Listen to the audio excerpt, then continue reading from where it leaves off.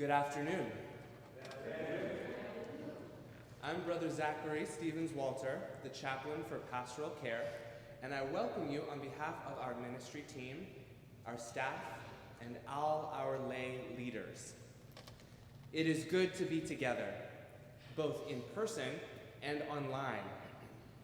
Community Church is a multiracial, multicultural, multi-generational congregation with a vision and commitment to build a world grounded in equity and inclusion.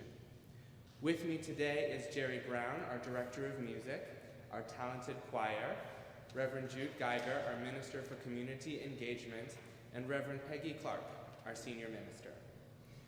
Darnell White, our musician in residence, is on a national tour and will return to us in December. Community Church is in transition. We have sold our church building and are in the process of finding another in this neighborhood. We are guests here at the Church of the Incarnation in the meantime, for which we are grateful, even if this beautiful space isn't perfectly reflective of our theology. Children are always welcome during worship. Feel free to move around the space or to move back and forth to join programming happening right now in the loft. The sound of babies crying or children fidgeting is a beautiful part of being in community. Masks are optional, but encouraged. We ask that everyone be respectful of each other's decisions and need for personal space.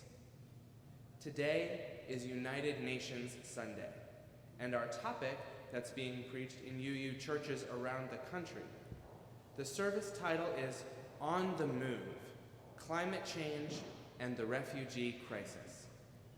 Please rise in body or spirit, and let's sing together our opening hymn, We Gather Together, number 349 in the Grade Book.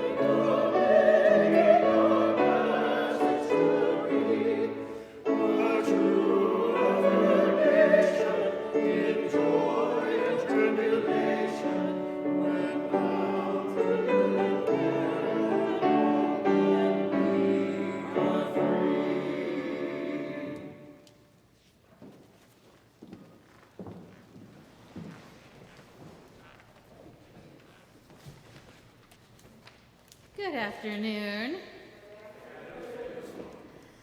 Remember when I said last week that I was only going to be up here for 1 week and then we were moving ourselves back down? Turns out, a few of you have said, no, please don't do that. We could finally hear you. So we're going to try this for a few weeks, like from here to Thanksgiving, and I'm going to encourage you to tell me if this is better for you, and then we'll figure it out, okay? As you know, we continue to live in the meantime, in the space in between whatever we were and whatever we're about to become. Let us begin our worship. Come into our space and our community. Come and be welcome. Bring your grief and your sadness. Bring your joy and your gladness. Come and be welcome. Bring your whole, tired, angry, joyful self. Your young, old, fat, gay, straight, trans, bi, pan, able, disabled, white, Latinx, Pan Asian, Black, glorious, gorgeous self. Come and be welcome. Bring your worries, your resentment, bring your secrets. Bring all of who you are in this moment. Come and be welcome. This is how we worship together. We will light our chalice, first sung and then spoken.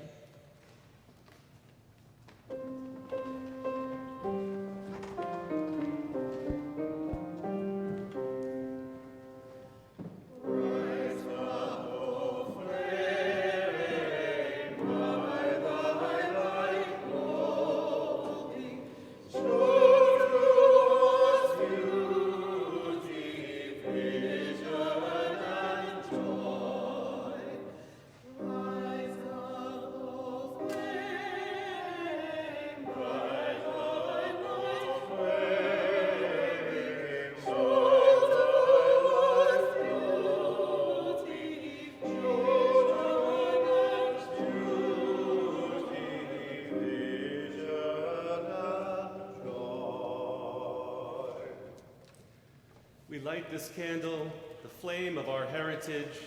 May it ignite hope in our lives, in our community, and in the world.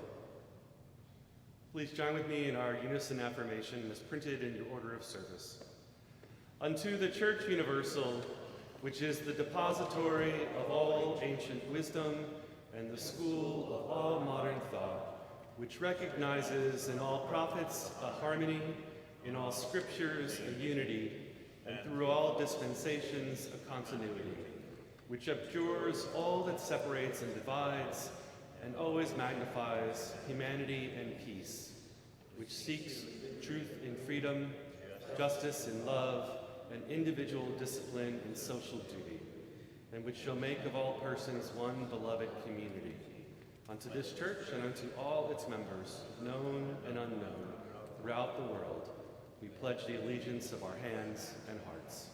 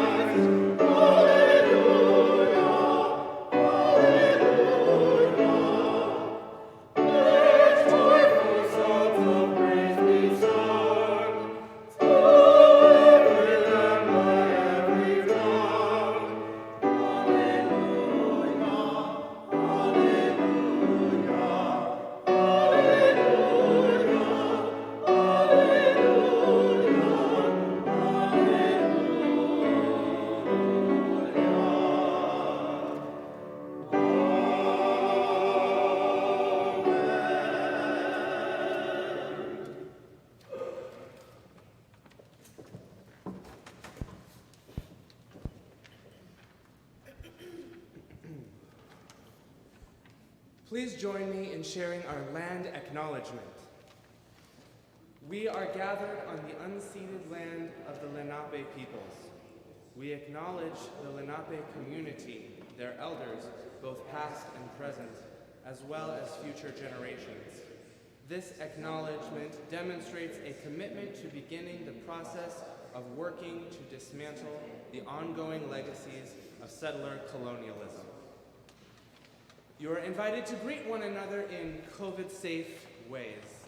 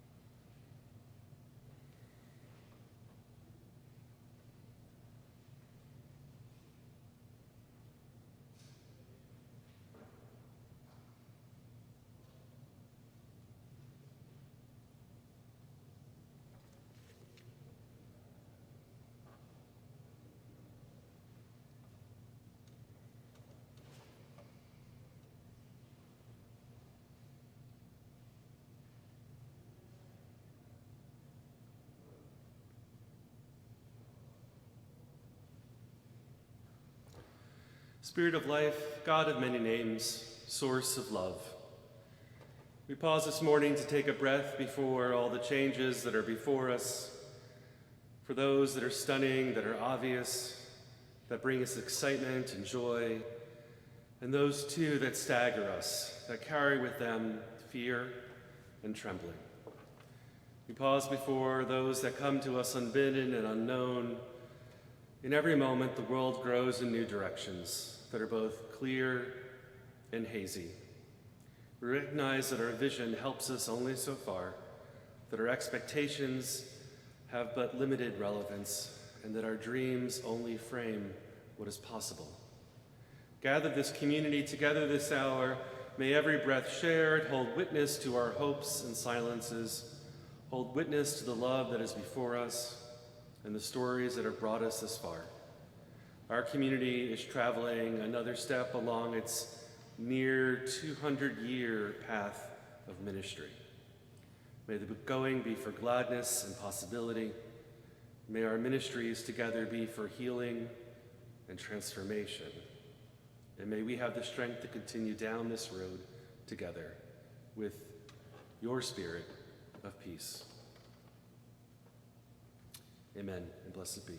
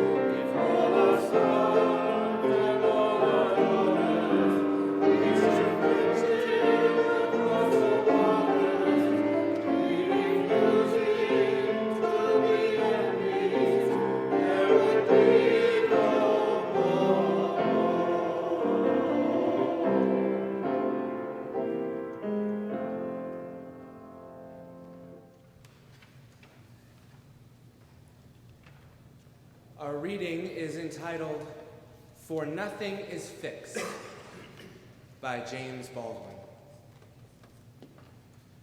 For nothing is fixed, forever and forever and forever. It is not fixed. The earth is always shifting. The light is always changing. The sea does not cease to grind down rock. Generations do not cease to be born, and we are responsible to them because we are the only witnesses they have. The sea rises, the light fails, lovers cling to one another, and children cling to us. The moment we cease to hold each other, the moment we break faith with one another, the sea engulfs us, and the light goes out.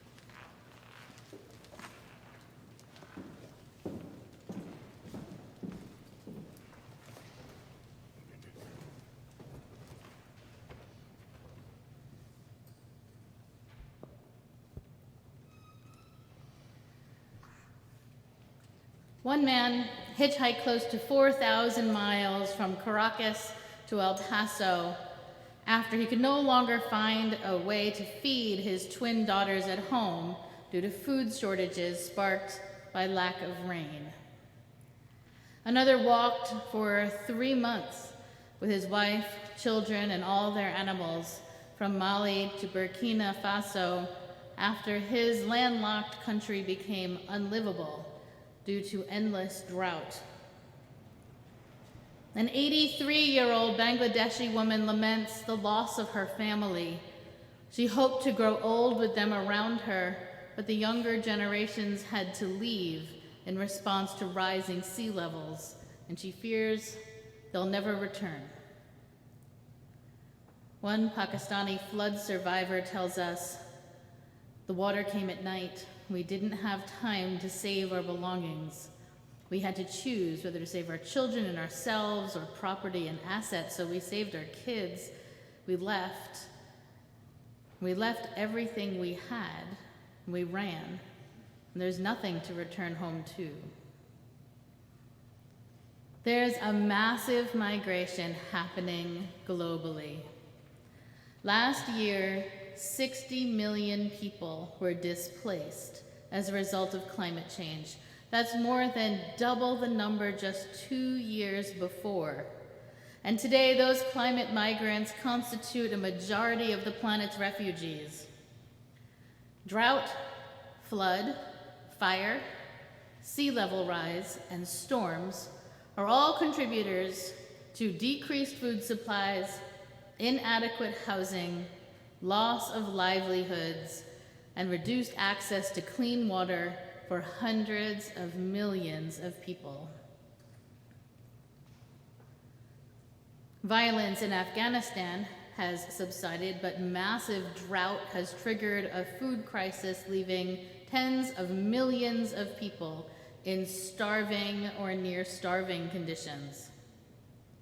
Torrential monsoons triggered unprecedented flooding in Pakistan, destabilizing their food system, killing thousands and displacing millions of people.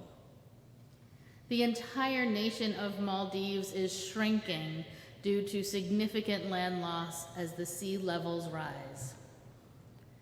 90% of Chad's primary water source has dried up, rendering the nation a dust bowl. Haiti lost 98% of its forests, making the country increasingly vulnerable to every crisis. Prolonged heat waves as much as 124 degrees in India forced schools to close, fires to erupt, citizens to die, and have reduced food output significantly enough to affect the entire planet. And while the numbers of people actually moving in the United States is currently small, we expect them to increase because we're not immune. Fire, flood, storms, drought, and unprecedented temperature highs and lows are all conspiring to move people to New England, the Appalachian Mountains, the upper Midwest, and the Hudson Valley, because risks in these places have been somewhat mitigated, at least for now.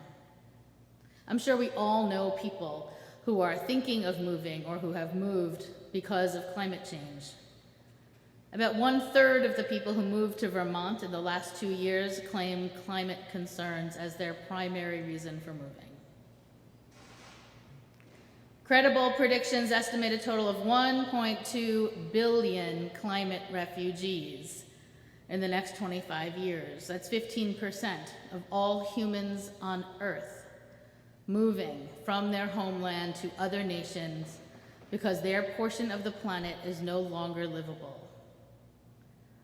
In all of human history, we've never seen anything like it in either size or time frame. A shift in population like this is sure to create instability in both the places people leave and the places they arrive. We can already see the intense response to migrants arriving on our southern border from Venezuela, and those numbers don't come close to the human wave that will hit us and other nations over these next 2 decades. Refugees are safeguarded under international law. There are rights and privileges of protection that ensure that people fleeing for their lives will have somewhere safe to land. A refugee is defined as someone who has a well-founded fear of persecution in their country of origin based on religion, race, nationality, political opinion, or membership in a particular social group. The definition entered into law in 1951 at the United Nations Refugee Convention, and every state agrees and adheres to its principles. Unfortunately, the United Nations has failed to legally define climate as a protected reason for migration. While the UN High Commission for Refugees has stated that people displaced across borders in the context of climate change and disasters may, in some circumstances, be in need of international protection, the United Nations has declared that these people are not considered refugees and are therefore not protected. So despite the recognized dangers climate migrants face in their countries of origin, international law allows states to deport these migrants, creating greater instability and uncertainty across the globe. Those lack of protections make leaving one's home risky as people head into precarious situations across borders. But they do it because they can't survive if they don't. And soon, 1.2 billion people will be living without the safeguard of international refugee law as they do what they can to find a safe place to live. Today is United Nations Sunday, a date we recognize as part of the UU liturgical calendar every year. And I'm talking about climate forced displacement really because that's the topic that the planning team chose. It's a funny thing too, because there's so much happening right here and in the world, and yet there's so much we also don't know or don't see. And this is a difficult topic to preach. And yet, I've never skipped a UN Sunday. I don't skip it because it really is so easy to forget all the other people that we share the planet with. It's so easy to get caught up in our own worlds, our own lives, and live not so much in denial, but in blind apathy about the struggles of the people around us. It's even easier when people are far away, when their lives are so different from ours, when their struggles are almost impossible to imagine or are so enormous. There seems to be no reason for me, an individual person, to worry about it. I mean, what can I do about a monsoon in the Philippines? That framework, though, is dishonest. First of all, it's not about people far away. We live in an interdependent web of existence, each deeply and profoundly connected to the other. Second, I am more than just one person. We all are. So here's a typical weekday, a morning for me.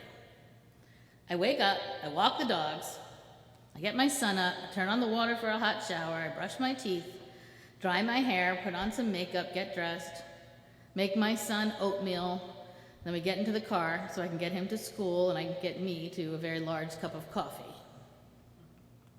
That's typical. That's probably typical for a lot of people. So let me just break that down. I walk my dogs. They have extendable leashes that were shipped from the UK. They are plastic and nylon, both made from petroleum. Our water is actually sourced from a well right next to our house, but the heat comes from an electric hot water heater. Coal is used to generate power, electric power. I use a toothbrush, also petroleum-based, in a warm bathroom, thanks to our oil-fueled furnace. The makeup I use the ingredients are made in Mexico. I'm sorry, the makeup itself was made in Mexico. The ingredients come from China. I had to track all these ingredients.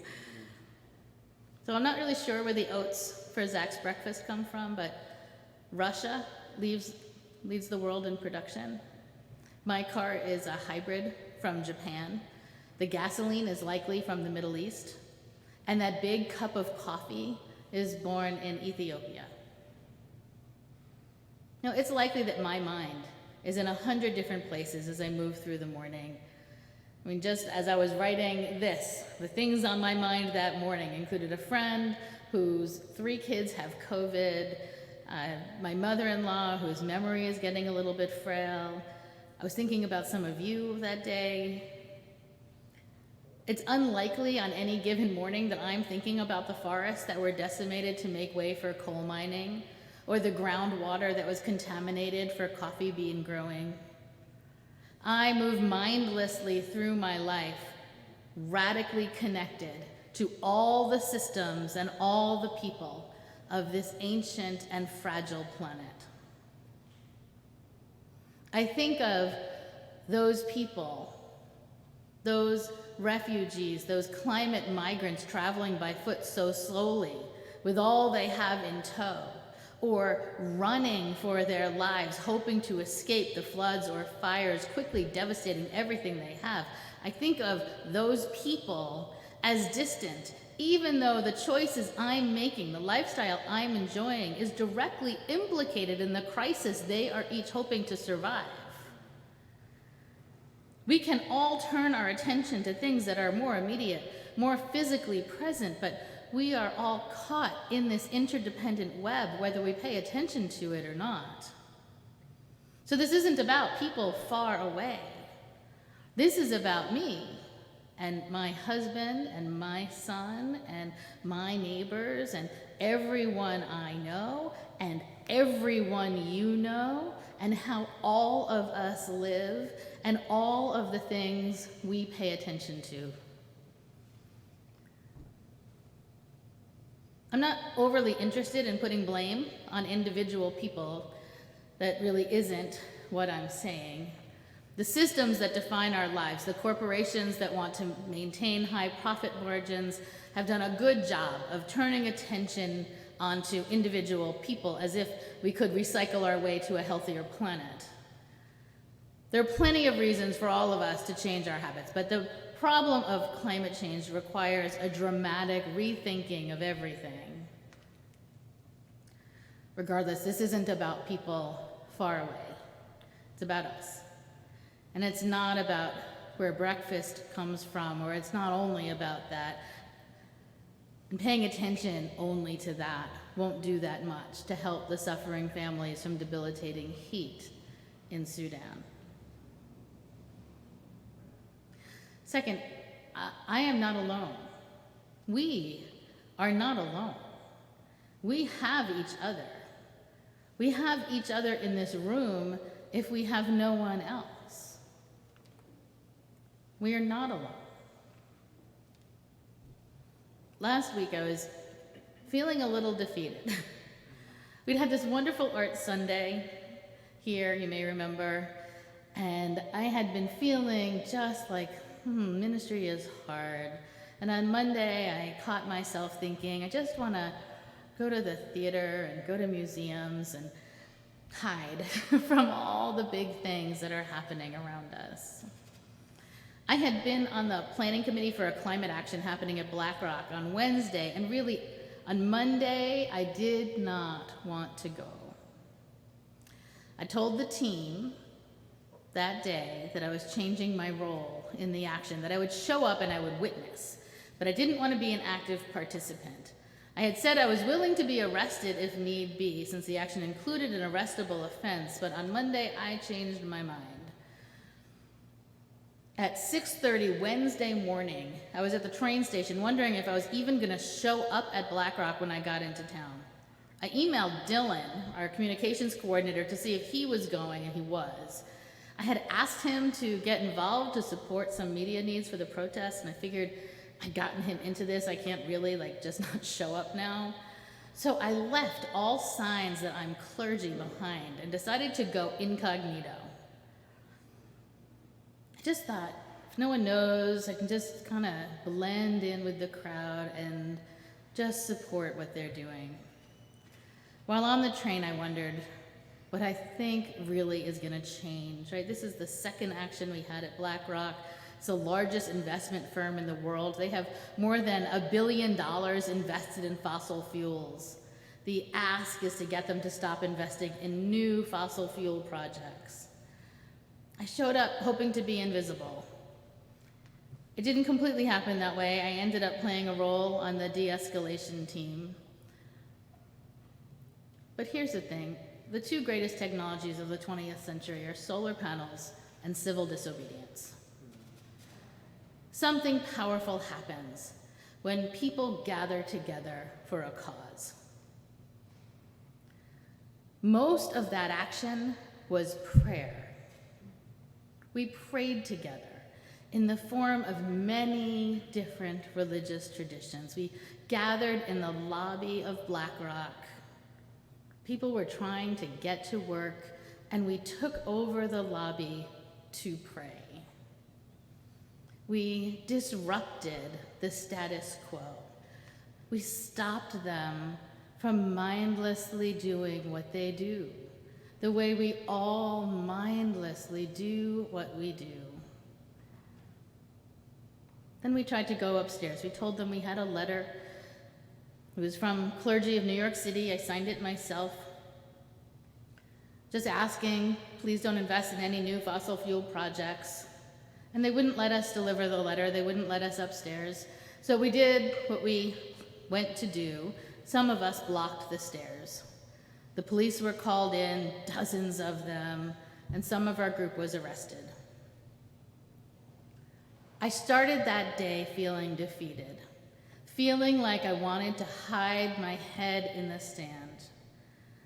By noon, I was feeling empowered. I saw the faces of people inspired, people committed, people who know we have nothing to lose, that it won't be long before more than 1 billion of us will have to flee our homes to find safe ground. I was watching people I know being taken away, cuffed, led out backwards to a police van, and I thought, thank God that there's more than me. Because if it had been left up to me, no one would be there. But there they were, doing for me that morning what I couldn't do, and I thought, well, this is not a sprint. And this is not a marathon. This is a relay race. We pass the baton to each other when we get tired. But that doesn't mean we're not on the team. The situation is dire. The stories are sad, they're infuriating, they're depressing, and feelings of powerlessness are normal. But we have power. When we gather together to be heard, we are powerful. Sometimes the world feels heavy, or the road seems long, and the only action we can take is to let our hearts break. But that's not nothing. Let it break. Let yourself feel overwhelmed. Let your soul ache. Pass the baton when you have to, but don't look away. See the man walking thousands of miles for water. See the family fleeing the forest fire, carrying nothing. See the old woman waiting for the generations who can never return. That's our task. We see. We let our hearts break. And we gather with others whenever we can to rise up together.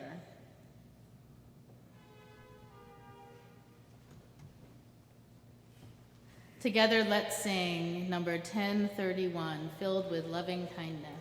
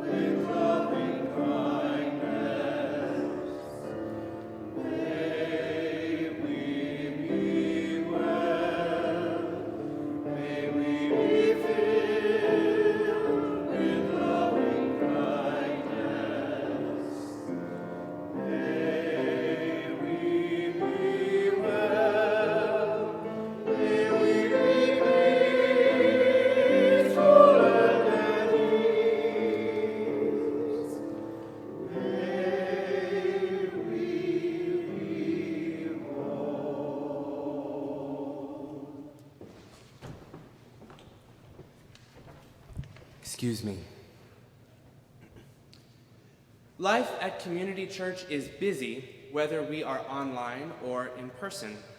It is our hope that wherever you are and in whatever way you are comfortable engaging in the mission and ministry of this church, we have provided opportunities for you. Please join me this Monday and every Monday at 8 p.m. for our new program, Prioritizing Mental Health. Everyone is welcome. Evening Centering is run by Janice Marie Johnson, our commissioned lay minister, every Friday at 8 p.m. in our main Zoom room. Everyone is also welcome. On October 30th, Reverend Jude Geiger is holding the first session in a series called Roots for Leaves. This workshop will focus on early Unitarian history, including Christian art and the Reformation. Please speak with Reverend Jude if you'd like to attend. Next Sunday, church starts at 2 p.m. 2 p.m. We hope that this earlier start time is welcome, especially as the days get darker earlier. We are a 7-day church. We have programs running every day of the week. You can find more information in the program and on our website. Now, our ushers are going to pass a plate for collection. If you're new here, please let the plate go by you with no pressure to give. We are glad for your presence. All gifts are accepted in gratitude.